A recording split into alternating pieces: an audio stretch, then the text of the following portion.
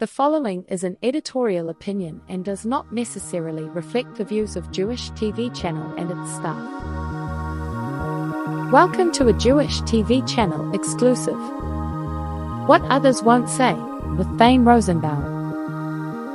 Almost impossible to imagine, but we are reaching new lows almost every day, making terrific headway in taking the moral low ground. Here's the first sign of our mind-boggling moral descent. Those who teach at and attend Ivy League universities believe that the beheading of 40 Israeli infants, or burning them in ovens, and gang raping and mutilating teenage Jewish girls was not especially awful. A professor at Cornell described Hamas's barbarism as exhilarating. Many universities have hosted protests that call for the killing of Israelis and Jews.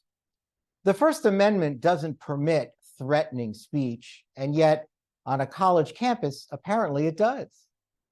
Protesters blocked the Brooklyn and Golden Gate bridges, Grand Central Station, Times Square, ostensibly for a ceasefire, but the language being used sounded like a declaration of war against Jews.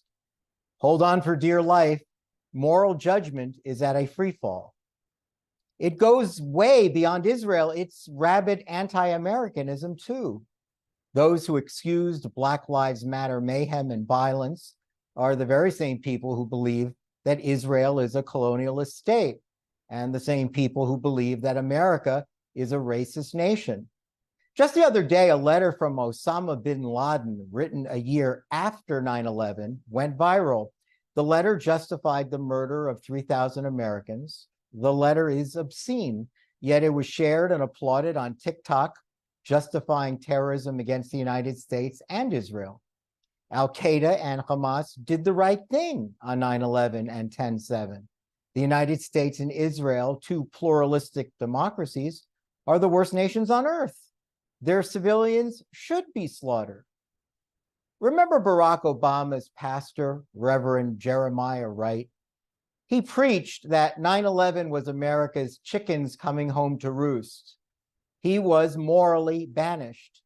Now watch him make a comeback. Speaking of Obama, he drew a moral equivalence between the actions of Hamas and Israel's treatment of the Palestinians. So too has the Secretary General of the United Nations. Is absolutely no one anymore able to have any moral clarity?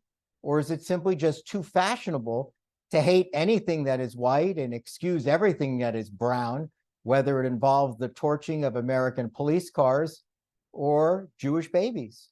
They all had it coming. Anti-Semitism is the world's oldest prejudice. The one Jewish state, many believe, has no right to exist. That's not a political opinion, it's just appallingly anti-Semitic.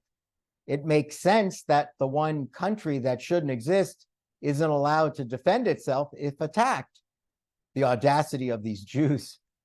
Those who insist that Israel stop its self-defense, calling it genocide, are at the same time calling for the genocide of the Jewish people. And get this, there are Jews chanting from the river to the sea. They should be wearing signs that say, "I'm really stupid, just shoot me." For that matter, that's true for anyone who is LGBTQ, a feminist, journalist, or civil liberties advocate.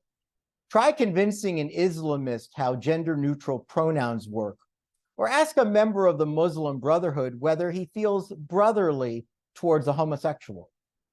The problem isn't TikTok, it's that our kids are imbeciles, and our universities are toxic, spreading poisonous anti-white, anti-American, anti-Semitic gospel. Thane Rosenbaum for the Jewish TV channel.